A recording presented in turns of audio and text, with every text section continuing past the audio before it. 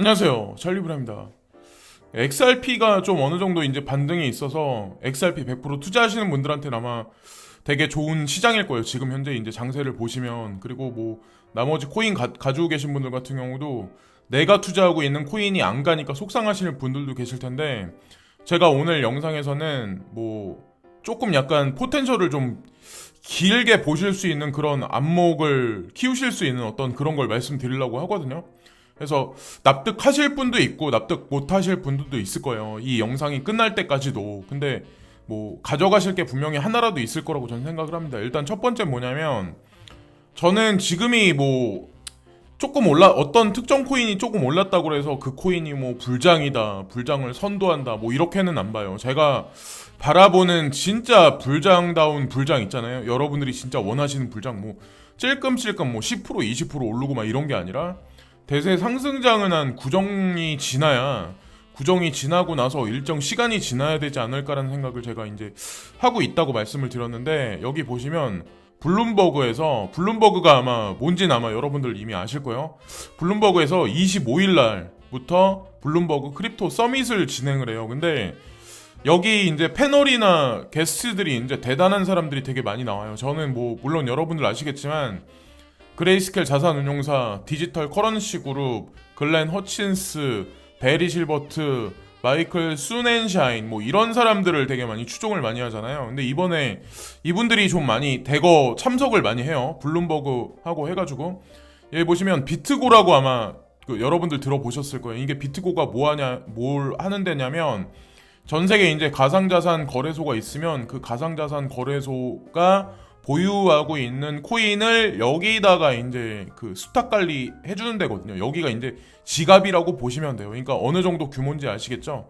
여기는 DCG에서 이미 투자를 진행해서 일정 부분의 이제 지분을 가지고 있는 걸로 저는 알고 있어요. 그러니까 관계 안 된 데가 없다고 보시면 돼요. 근데 비트고가 이번에 참석을 하고, 여기 보면 블룸버그에서도 마찬가지로 이제 참석을 하고, 그리고 제네시스라고 DCG에서 운영하는 자회사거든요. 여기도 참석을 하고, 그리고 그러니까 그레이스켈 자산운용사는 당연히 이제 참석을 하고, 그리고 아메리 트레이드라고 해가지고 여기도 뭐 헤지펀드 중에는 대단한 데거든요. 그리고 여기도 이제 참여를 하고 있고, 제일 마지막에 쉘라라는 어떤 그런 분이 있는데, 이분 같은 경우는 여러분들이 이제 링크드인이나 이런 데 조사해 보시면 아시겠지만 세계은행, 그리고 세계경제포럼 하고도 좀 관련이 되게 깊은 분이에요. 여기 나와 있는 것 같이. 그래서 그 핵심 멤버 중에 이제 한 분인 이분도 이제 참석을 해서 가상자산 시장하고 CBDC에 관해서 이제 뭐 토론을 하시나 봐요. 근데 여기 이제 참석자 중에 처음에 이제 이 서밋을 이제 달구는 사람이 누구냐면, 여기 글렌 허친스가 또 나와요. 이분이 또 여기 또 참석을 하시네요. 그리고 블룸버그 TV에 아마 이게 공개적으로 반영이 될 거예요. 그리고 나서 유튜브에 아마 업로드가 될 텐데, 이분이 이번에 뭐라고 말씀하시는지 좀 유심히 보시는 것도 제가 보기에는 투자하시는데 지표가 되지 않을까라는 생각을 합니다. 그리고 뭐 나머지 분들이 이제 말씀을 하시는데, 제가 이 서밋이 중요하다는 의미를 말씀드리는 이유가 25일이라는 얘기를 지금 하고 있잖아요. 그러니까 이 이유가 어떻게 보면 이정표가 전 될 거라. 그 전에는 짜잘한 펌프 장세, 그러니까 펌핑 장세가 아니라 펌프 장세가 오기는 하겠지만, 진짜 막 불장 있잖아요. 그러니까 이더리움이 정고점을 넘어가는 거, 비트코인 캐시가 정고점을 넘어가는 장세 정도까지 나타나려면 요거는 아마 지나가야 될 거라고 저는 생각합니다. 일정 수준 이상의 금액까지 넘어가려면. 그래서 그냥 그게 하나의 시그널이 되지 않을까라는 의미에서 이제 보여드리려고 하고, XRP 크립토 불 2020이란 이분이 이제 텔레그램 방을 만들어서 지금 사람을 모집을 한 게 17만 8천 명을 전 세계에서 이제 모집을 한 거예요. 물론 관심 있는 사람들, 관심 없는 분들도 단타성으로 이제 스윙의 관점으로 들어가실 분들 이제 관심이 있으니까 들어가서 이제 보시겠죠. 뭐라고들 얘기를 하나. 근데 이 사람이 이제 아침에 새벽에 이제 하나 트윗을 날리더라고요. 지금서부터 18시간 이후에 이제 XRP가 펌핑이 일어날 거다. 그래 시간까지 얘기를 하는데, 이게 2월 1일 8시 반 오전, 이 얘기가 사실은 오늘 오후 정도가 될 거예요. 한국 시간으로. 그래서 어떻게 될지 모르겠어요, 저도. 근데 저는 지금 이게 가격이 올라가는 게 이 사람이 참여해서 올라가는 게 아니라 올라갈 때가 됐으니까 올라간 거고, 소송 결과가 나오기 전이니까 이게 지금 그렇게 나온 거라 생각하고, 소송에 임해서 반박문을 한 개, 두 개, 세 개 던지고 시간이 흘러가면 갈수록 그 XRP에 관한 어떤 그 뭐 증권이냐, 그리고 만약 증권이면 어떻게 대응을 할 거냐가 구체적인 사항이 리플사에서 점점 구체적인 사항이 시간이 흘러감에 따라서 나오면 나올수록 아마 가격은 지금보다 저는 점진적으로 올라갈 거라고 저는 생각합니다. 참고로 제 친구 중에 한 명이 되게 그러니까 요 근래 이제 가상자산을 산 친구가 있어요. 근데 되게 생뚱맞은 게 뭐냐면 제가 그 친구한테 비트코인을 추천했던 가격이 100만 원이 안 됐을 때 추천을 했었거든요. 100만 원이 안 됐을 때 이더리움도 훨씬 저가였었죠. 근데 7, 80만 원대 이제 추천을 했었는데 이 친구가 주식을 팔아가지고 요즘에 비트코인을 매수를 해요. 예, 비트코인이 지금 3,600만 원? 뭐 3,500만 원? 뭐 요 언저리 왔다 갔다 하잖아요. 근데 이게 되게 아이러니하다는 거죠. 그러니까 일반 대중들은 대부분 숫자를 쫓아서 가치를 부여한다라는 생각을 전 하거든요. XRP도 똑같아. 그러니까 300원대에서 소송에 뭐 직면하고 뭐 200원대, 200 얼마까지 떨어졌을 때는 사람들이 관심도 없어. 사라진대. 되게 막 욕을 많이 해. 그러다가 500원대까지 한번 이렇게 치고 올라가니까 이제 디스하는 사람이 없어. 예, 욕하는 사람도 없어. 그리고 나서 매수를 하려는 사람들이 나타나기 시작을 해요. 그러니까 되게 이러면 진짜 안 된다라는 생각을 되게 많이 하거든요. 그러니까 제가 항상 말씀드리잖아요. 사람들이 욕할 때, 그리고 악재 뉴스가 던져질 때, 코인이 장기 횡보할 때, 이때가 매수 시점이라니까요. 지금 XRP 말고도 XRP님이 랠리를 어느 정도 제가 보기엔 탔고 여기서 꺼진다고 하더라도 다시 한번 이제 뭐 상승세가 뭐 어느 시점이 가면 전 분명히 있을 거라고 생각을 하고 나머지 코인들도 눈여겨보시면 괜찮은 코인들 되게 많아요. 악재 뉴스에 휩싸인 거 지금도 못 올라가고 있는 코인들 사실은 그런 코인들도 매수를 하셔야 될 거라고 저는 생각합니다. 그리고 이제 순위권이 지금 4위까지 지금 다시 한번 올라갔잖아요. 테더는 빼고 그러면 3위권 자리잖아요. 사실 알고 보면 XRP가. 근데 이게 순위가 저는 의미 없다라는 생각을 하거든요. 여기서 또 다시 내려간다고 하더라도 그러니까 나는 카르다노 가지고 있으니까 XRP는 죽어야 돼. 나는 뭐 라이트코인 가지고 있으니까 뭐는 어때? 그리고 나는 비트코인 캐시 가지고 있으니까 뭐 어떻다? 나는 비트코인만 투자하니까 여기 나와 있는 코인들은 다 죽어야 돼. 비트코인만 도미넌스 뭐 90까지 100까지 올라갈 거야. 이런 생각들 자체가 사실 되게 코리니스러운 거라는 거죠. 되게 유치한 거예요. 사실 알고 보면. 그러니까 제가 바라보는 관점은 뭐냐면 비트코인이 기축인 건 맞아. 근데 왜 알트코인에 투자를 하냐? 알트코인 뭐 XRP 하다못해 소송에 직면한 뭐 여기 나와 있는 뭐 카르다노, 뭐 체인링크, 라이트코인 하다못해 요즘에 안 가고 있는 비트코인 캐시 왜 이런 것들에 왜 투자를 하냐? 그 수많은 알트코인들이 있어요. 왜 투자를 진행할까요? 제가 보는 관점은 그래요. 비트코인은 그 지금 헤지펀드나 세계적인 뭐 자산 운용사들이 대거 매수를 하고 있는 거고 이게 어떻게 보면 블록체인이 탄생하고 이 가상자산이 탄생하면서 조상이기 때문에 이 가격이 이렇게 먼저 선빵을 치고 올라가는 건 맞아요. 왜냐면 이게 박스카니까.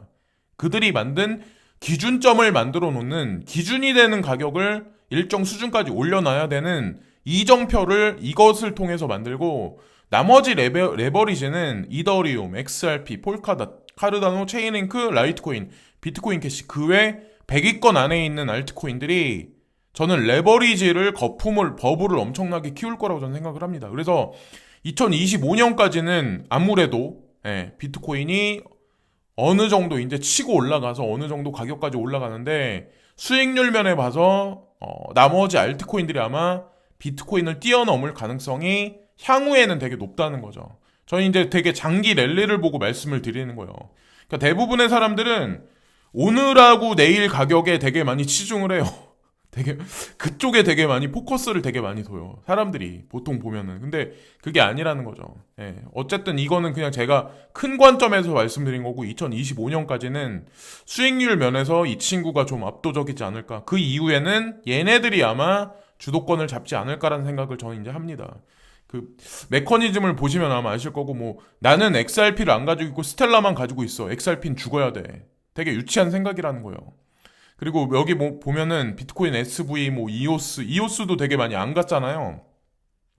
근데 어쨌든 저는 다 괜찮게 갈 거라고 생각해요. 100위권 안에 있는 코인들은. 그리고 이번 영상에서 이제 핵심이 될 수 있는 내용인데, 지금 뭐 주식시장도 마찬가지고 가상자산 시장도 막 올라갈 것 같이 하다가 단기적으로 이제 조정 장세에 들어가니까 힘들어 하시는 분들이 되게 많으실 텐데, 제가 지금 현재 이제 통화 시스템에 문제에 관해서 제가 말씀을 드릴게요. 통화를 찍어내면 인플레이션이 일어나는 게 맞는 거예요. 그리고 인플레이션이 일어나야 경제 파이가 커지고 경제 규모가 커지는 거예요. 사실 알고 보면 그냥 심플하게 얘기를 하면 1960년도부터 2021년까지 미국 인플레이션율에 관해서 보면 1970년대 초반부터 80년대 초반까지 인플레이션이 급격하게 일어나요. 이때 빼고는 인플레이션이 지속적으로 하락을 해요. 그러니까 여러분들 아마 아시겠지만 요 언저리에서 양적 완화를 되게 많이 했었어요. 1차, 2차, 3차, 그리고 명목상 사실 4차가 이미 시작이 됐는데, 알고 보면 오피셜하게 4차라는 얘기는 아직 연준에서 발표는 안 하고 있어요. 근데 돈을 지속적으로 찍어내서 머니 프린팅을 해도 일정 수준 이상의 인플레이션이 일어나지 못하고 있는 현재의 경제 상황, 그리고 지금 통화 시스템이 거의 한계치에 다다랐다. 이게 사실 핵심이에요.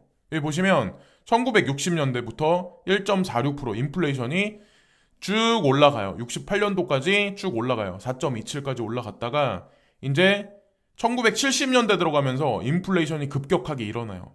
그러니까 산업화가 이제 고도화됐을 때, 그러니까 사람들도 이제 먹고 살만해지고 일자리도 많이 늘어나기 시작을 하고 막 이 부동산 지가도 막 슬슬 올라가기 시작하니까 애도 막 순풍순풍 나기 시작할 때가 이때쯤일 거야, 아마. 한국도 마찬가지로. 전 세계적으로. 자, 이때서부터 그리고 1981년도까지, 82년도까지 인플레이션이 쭉 지속적으로 계속해서 일어나요. 예, 이때까지만 해도. 근데 82년을 정점으로 해서 인플레이션율이 점진적으로 감소를 하기 시작을 해요. 여기 보시면 아마 아시겠지만 쭉 89년도, 90년도에서 쭉 앞자리가 3%대, 2%대 쭉 해서 1997년도까지 2%대까지 점진적으로 하락을 해요. 예, 인플레이션이. 그러니까 경제 규모가 지속적으로 이제 계속 늘어나는 게 아니에요. 예, 보면 2000년도 와서도 올라가는 것 같이 하다가 쭉 점진적으로 하락을 해요. 중간에 약간의 반등은 있지만, 보세요. 2011년도부터도 3%대까지 갔다가 여기서부터 이제 꺾이기 시작해요. 쭉 하락을 해요. 2019년까지. 예. 중간에 뭐 2%대까지 올라간 적은 있지만 2017년과 18년에 올라간 적이 있지만 2019년도에 1.81%로 마감을 해요. 근데 지금 현재 상황을 보시면 2020년 작년 10월 13일 날 보시면 1.4%예요. 인플레이션이. 여러분 기억하시나요? 팬데믹 사태가 창궐하면서 연준에서 양적 완화를 진행해요. 그리고 연준에서 양적 완화를 진행하니까 다른 나라들도 우회적으로 양적 완화를 진행해요. 경기 부양 정책에 의해서 경기 부양 예산을 집행을 해요. 그럼에도 불구하고 보세요. 한 달이 지났어요. 2020년 11월 12일 날 1.2%로 감소를 해요. 인플레이션이.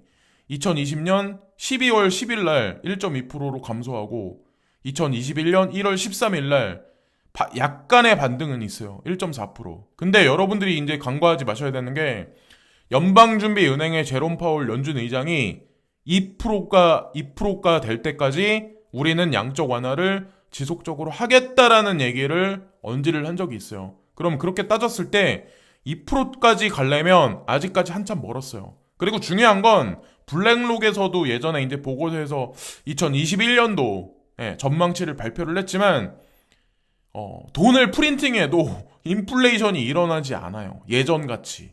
예전하고 되게 많이 틀리다는 거예요.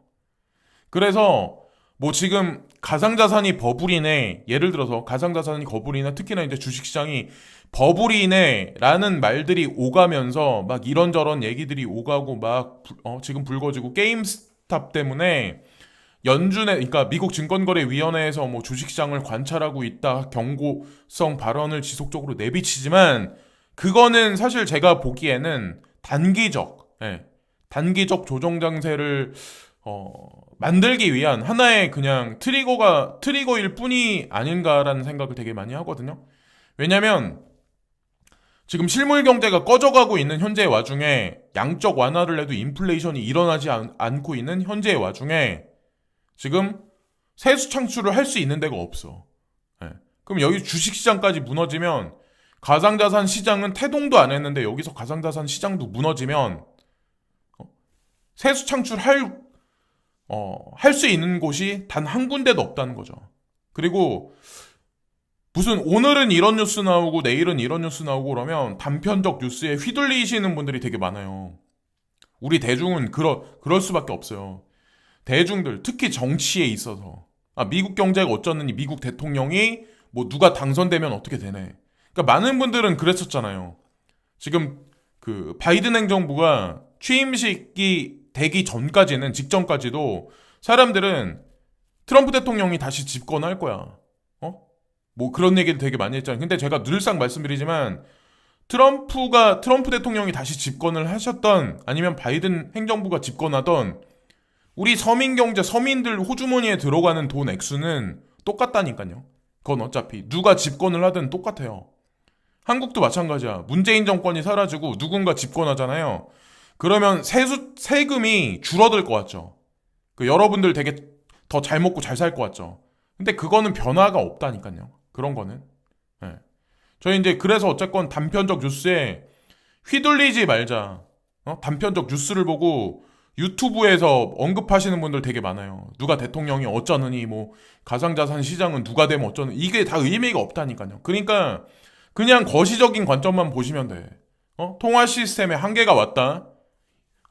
양적 완화를 아무리 해도 인플레이션은 일어나지 않는다. 그래서 가상자산은 12년 전에 탄생을 한 거다. 비트코인을 필두로 해서. 그리고 내가 가지고 있는 알트코인들이 비트코인 도미넌스가 막 올라가면 죽네 하지만 각 개별적인 알트코인들이 가지고 있는 기능적인 요소가 다들 있다. 그런 코인들이 레버리지를 이용해서 일정 시점이 지나가면 비트코인보다 더 극적인 수익률을 여러분들한테 가져다 줄 거다. 이런 메커니즘을 저는 이제 말씀드리려고 하는 거예요. 이번 영상에선. 꼭 오늘은 좀 약간 디테일한 뭐 오늘 내리네 내일 내리네 막 이런 거보다는 좀 거시적인 관점에서 좀 말씀을 드리려고 좀 몇 가지 자료를 준비를 했는데 궁금하신 거 뭐 글렌 허친스하고 관련된 거 뭐 실버 레이크라든가 뭐 노스 아일랜드 뭐 이런 회사하고 관련한 뭐 여러 가지 것들 그것과 관련한 뭐 리플사하고 관련한 거 뭐 이런 거하고 또 관련해서 구글링 서칭해서 퍼즐을 맞춰 보시면 조금 더 이제 뭐 디테일한 어떤 확신을 가지실 수 있는 그런 시간을 가지실 수 있을 거라고 저는 생각합니다. 그러니까 뭐 오늘 내리네 내일 오르네 여기에 치중하다 보면 잃어버리는 게 아마 더 많으실 수도 있어요. 수익률 면에서 더 많이 아닐 수도 있고. 그러니까 그냥 내가 예를 들어서 뭐 300원이 안 되는 가격에 이 코인을 샀다. 그러면 좀 장기적인 관점에서 보시고 비트코인도 안 가는 것 같이 하긴 하지만 저는 단기적 조정세가 어느 정도 끝나고 일정 시간이 지나면 아마 다시 한번 4천만 원을 넘어가는 가격대가 이제 올 거라고 저는 생각을 합니다. 그런 관점에서 좀 장기적인 포텐셜적인 측면에서 이번 영상은 만들었습니다. 이따가 괜찮은 뉴스가 있으면 또 다시 찾아뵙겠습니다. 지금까지 찰리 브랑이었습니다. 감사합니다.